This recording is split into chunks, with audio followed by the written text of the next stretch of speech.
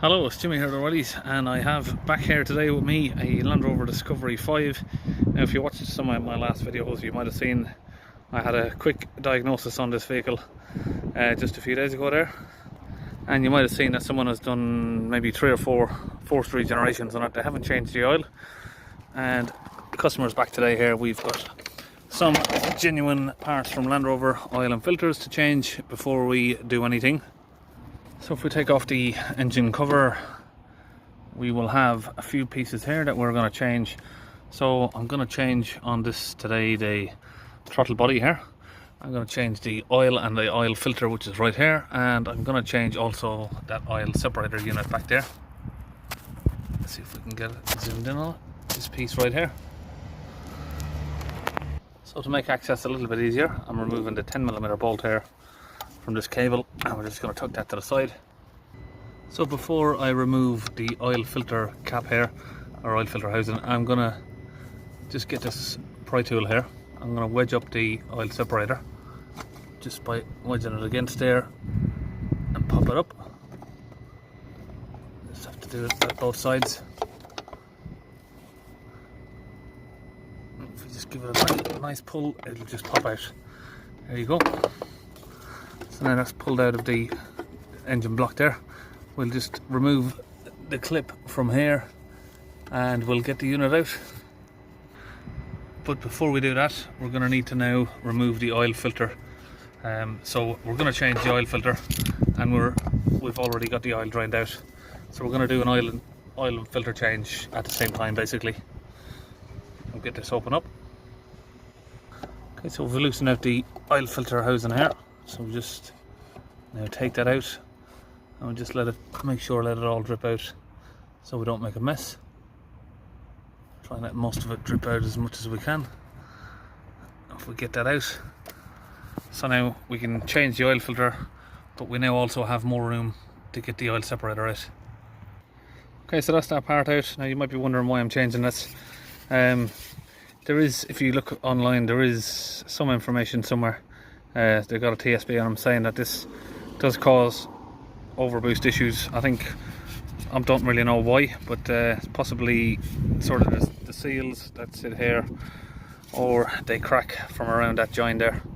But I do know I fixed a Jaguar overboost problem after the guy fitted a new throttle body, new turbos, new EGRs, and he still had the overboost problem. All I did was fit one of these and it cured the problem. So they're pretty cheap, about 50 quid, so the customer just wants to chuck it in at the same time while we're doing the filter. Okay, so we have the new filter here, we'll get that fitted in, and along with the new oil separator. Okay, I didn't want to bore you with the oil change, but we've done that. 6 litres of oil, we've put the new oil filter in and the oil separator there. Okay, if we come back inside the vehicle, we can see down here we have a exhaust filter full sign, engine lights on, and the vehicle's in limp mode. If we have a look on our diagnostic machine here, which is the Launch Euro Tab 3, let that focus, we have P2463 Soot Accumulation, Turbo Overboost P0234-77, P246B vehicle conditions incorrect for particle filter regeneration, which is that's the reason why the conditions are incorrect. So we're going to change the throttle body. That's going to fix that issue. If the DPF pressure is high, we'll clean the DPF. Some people would just take it on a dynamic regen, but I do like to avoid that where possible. If you can't get the soot loading down, maybe do a forced regen, but try to avoid it if you can. Just do a flush on it, and then this code will clear once we fix that. Okay, remove these clips, and we've removed the plug here. Put that to the side. Use a trim tool again. Get that cable up from there, and then under that we have a 10mm bolt right there, and a little clamp here that we can remove, and then the electronic connector there for the throttle body itself. Just here we have the plug for the boost sensor or map sensor, and if we come over this side, we'll get that little clip. Just pull it out with our finger, take the clip off, pull out this flap here, and This is what the problem with this is. You press it down, it gets stuck. But the problem is with these, in my opinion, is not that it gets stuck, is when it tries to close, you see it starts to get stiff right about here. So it only closes sort of 90% of the way. So when it's trying to stop boost, the boost is still getting through. I don't believe they get stuck on their own. I think it just stops sort of there when it feels resistance. But obviously if you push it in with your hand, it does get stuck. But where it doesn't seal off, it allows too much boost to go through when it's trying not to. And that's why I don't really file them down anymore, because it's really too difficult to get it to seal correctly all the way around. You can see there that it's not sealing at the top or the bottom. When you close it down, there's a little gap underneath. Now we've got a pair of these clip pliers. I'll just get it on that bracket there. Pull it up, so now it's open.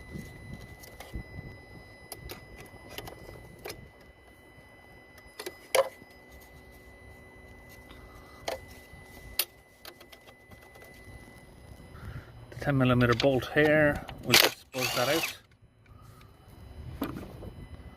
Take it out. Just over here there's an 8mm bolt. It'll just help the EGR pipe there flex a little bit. So it's when you move that up, you don't want to bend this EGR pipe. So when you remove the bolt there, it just helps it come off without it putting too much stress on it. If we pull it upwards, slide it into the right as we're doing it, and then pull it back to the left, we should be able to pull it out. You can see the state of that.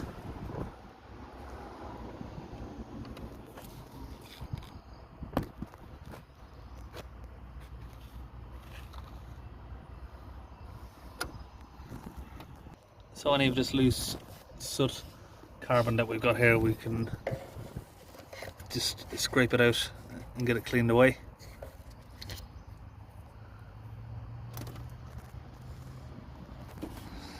Look at that. Okay, I've got the new throttle body here. I've given it a little light coat of some high temperature grease, and we will get this fitted in. So, same sort of way it came out. We should get one side in at first, and then sort of, maybe I should have left it off. I've put this bracket back on, probably should have left it off. So that's better, it's out of the way. And we can now slide the throttle body into the right position. Just get it into the two sides there. Now we can put the clip back into place. It's quite stiff. So we've tightened back down the bolt. Put back in the new map sensor plug. Get these little pipes here, sit them back over there where they should be. Plug in the throttle body. Put this little clip back in place, along with the 8mm bolt that goes here. Okay, so all of those are on. We put back the bracket here, and now if we look at the new throttle body, it's nice and free, doesn't get stuck. I'll plug back in that plug there, and we just have the clip to put back in place. Okay, so the oil has been changed, the oil separator has been changed, the oil filter has been changed, and the throttle body has been changed. So now we're back inside the vehicle here. Okay, we'll get the live data up. We have sort of 32, which is sort of 320 millibars on the DPF. 8 grams of soot. Now this has already been reset, so it's not going to be the grams of soot are not going to be at a full rate. Basically, it's already been reset a few times. So we're gonna go. Yeah, sorry, we already showed you the codes. So what we're gonna do, we'll go under the vehicle now.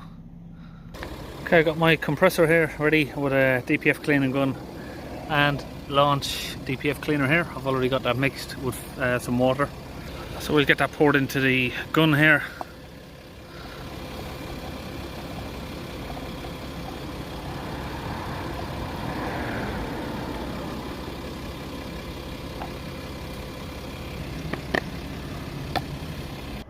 Okay, we're just under the vehicle. There's your DPF. We have the DPF pressure sensor just over here. So we're just going to open that up. Now we've got that open, I'm just going to put on my DPF cleaning the holes. Slide it in there. So that's connected. Now we can just squeeze the trigger, get the cleaning fluid in there.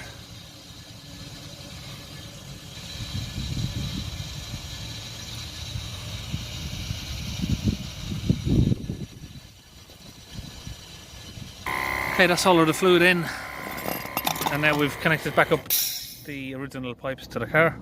Okay, we're back in the vehicle, we've got it started up. We can see, keep an eye on the pressure.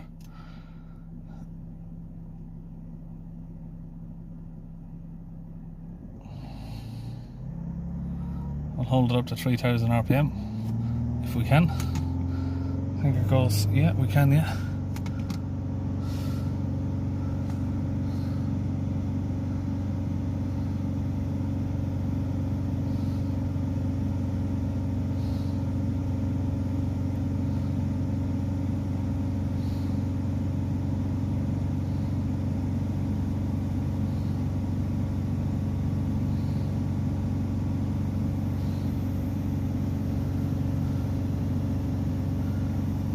Did start off a little bit higher than this. We just had the vehicle running for a minute before we start recording. We've dropped the revs down a bit. It's hard to keep revs steady.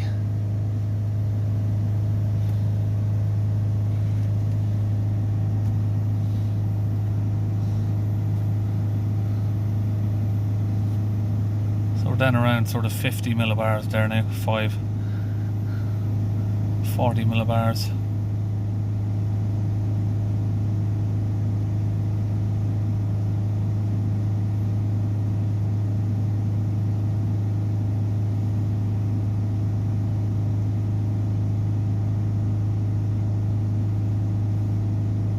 Should even out there, we don't really want to see it going too low.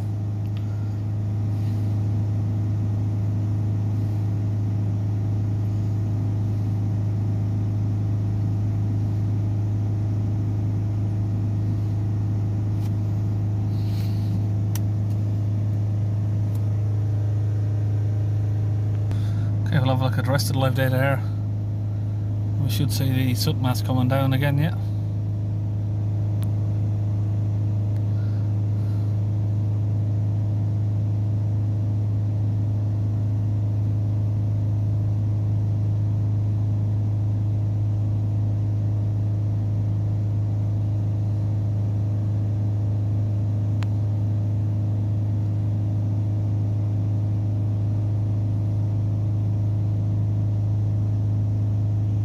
Okay, what we're doing now is we're going to go back to special functions, common, and we need to do first the throttle body. So what we're going to do is switch the engine off, put ignition on, come back over here, we'll do a throttle body replacement.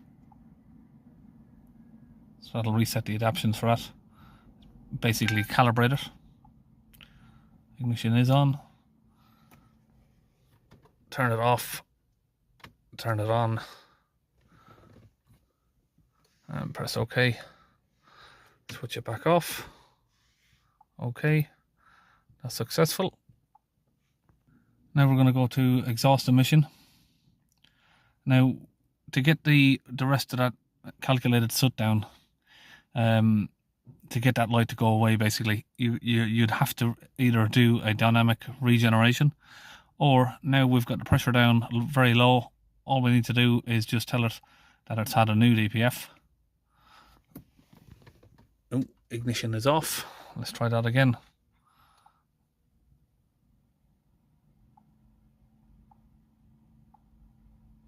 So the same procedure, ignition off, ignition on,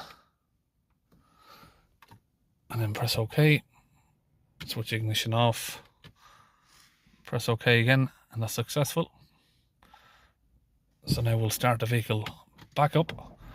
So we've readapted the throttle body, we've readapted the DPF, right there basically. We'll come back to the codes here,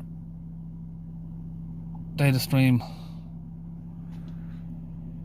And now we can see that the calculated soot mass has been reset back to 0, and this one is just going to come down on its own. So that's a live sort of measured soot mass. You'll see that just dropping on its own accord there. Now that the DPF is working correctly, you can see that's just doing its own job. But this calculated soot, because it's above 6 grams, you have to either do a regen or just tell her it's had a new DPF. Now, if you tell her it's had a new DPF while your DPF's blocked, you can damage the DPF. So make sure the DPF pressure is low before you do that. Now, well, we've already got no engine lights on there, but we'll just reset the codes now. And you can see there the grams of soot are still dropping nicely there. So that's how we know everything is working. We're not just resetting stuff, it is working. It's lowering on its own accord. Oh, the DTCs have already been reset. I don't remember doing that, but they must have just reset with along with the adaptions. Yep, it's all green. Okay, now unrelated to what I'm doing, the customer said he's got a problem with his tailgate, that when it opens it doesn't stay up, it'll open and then sort of drop back down. Now the customers, what he said to me is Land Rover won £192 to plug it in and have a look at the problem, but they said they would only do it if he's going to book it in as a full day, because they need a full day on it. So £191 an hour, but they need to book it in for the full day to look over the tailgate. Basically, he got quoted, I think it was around about £1,200. So I'll see if I can do something on it here. We got the option here to do the calibration on the tailgate. Switch the ignition on. So what I'll do, I won't leave the engine running. I'll turn the ignition off. Engine off, ignition on. I'm not sure what it wants me to do. I've not done this before. Will involve the manual opening of and automatic closing of the tailgate. Ensure the surrounded area is clear of any obstructions. Okay. So when you open the boot, here's what happens. And then it just comes back down. A bit annoying. So even if you manually push the boot up, you let go, it just falls back down on you. So it's telling me to manually open and close the boot. So that's it. Basically, no, the boot. Anyway, yeah, the boot calibration didn't work. But that's it on the DPF side. It's all finished. See you on the next video.